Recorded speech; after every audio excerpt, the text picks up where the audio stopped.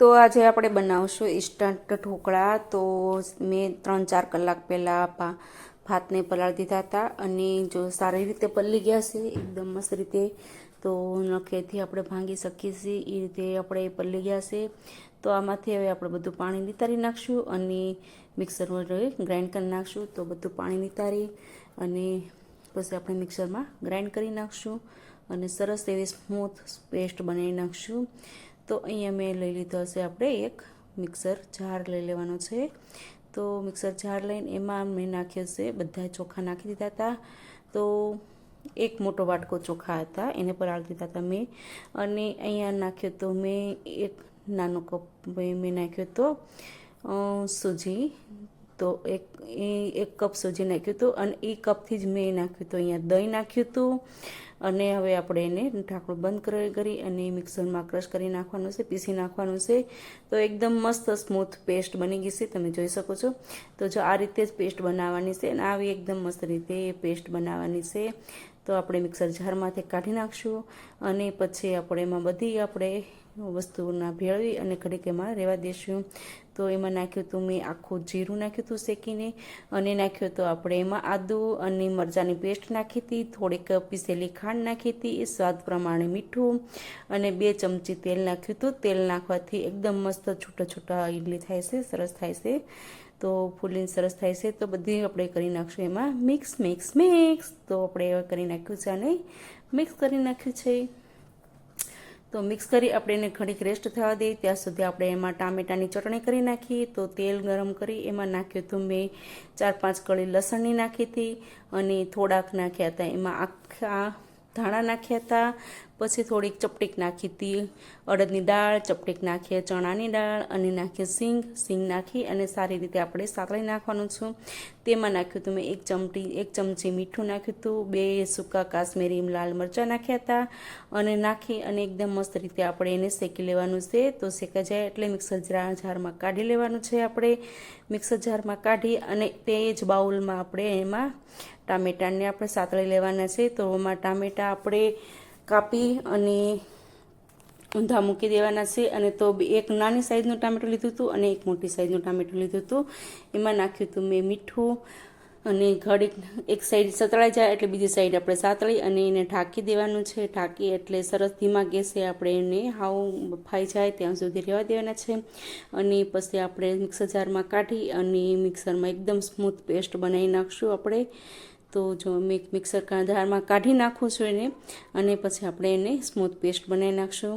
તો જો બની ગઈ છે મારી પેસ્ટ. તો સેજ આપણે ટુકડા રહી ગયા છે તો આપણે એમાં પાણી નાખી અને પાછું આપણે મિક્સર જાર આપણે 2 આટા ફેરવી નાખશું આપણે. તો ચાલુ બંધ મિક્સર કરવાનું છે અને 2 આટા ફેરવાના છે. તો તમે જોઈ શકો છો કેટલી મસ્ત આપણે ચટણી બની છે અને ખાવામાં પણ મસ્ત બની છે. તમે એક વખત બનાવીને ટ્રાય મારજો કેવી મસ્ત બની છે.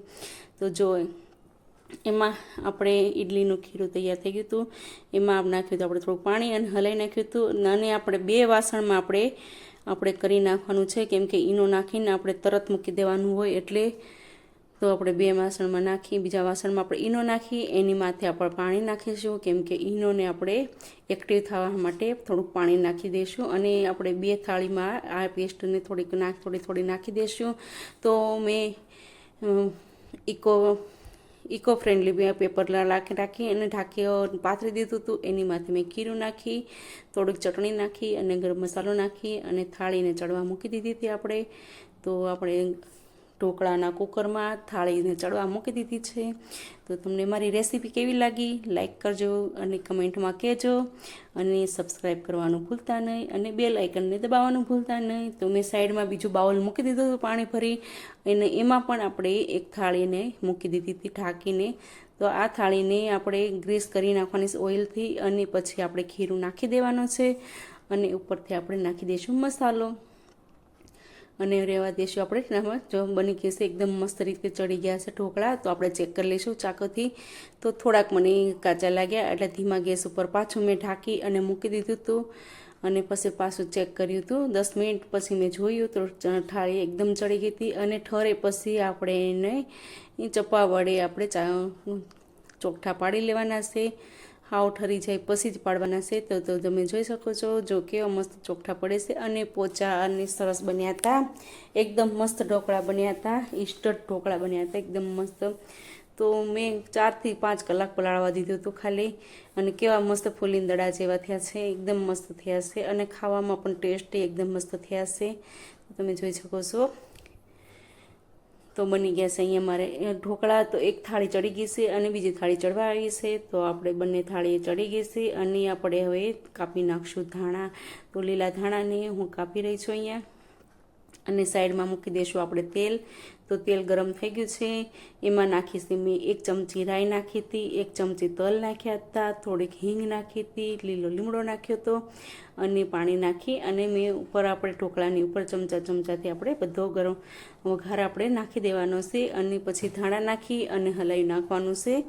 તો એકદમ મસ્ત રીતે તૈયાર થઈ ગયા છે આપણા ઢોકળા. અને જોતા મસ્ત રીતે આપણે ધાણા નાખી અને હલાવી નાખશું. ધાણા ન નાખ્યા તો આપણને કલરમાં જોવાય ન ગમે, અને ધાણા તો આપણને ફેવરેટ હોય બધા એને ગુજરાતીઓને, એટલે ધાણા તો નાખવા જ પડે છે. તો અહીંયા તૈયાર છે મારા ઢોકળા અને ટામેટાની મસ્ત તીખી મીઠી ચટણી છે. ખાટી અને તીખી અને મીઠી ત્રણેય સ્વાદની ભેગી છે ચટણી. તો તૈયાર છે આપણા ઢોકળા. ચાલો ખાવા. તો તમને કેવો લાગ્યો મારો વિડીયો કમેન્ટમાં કહેજો.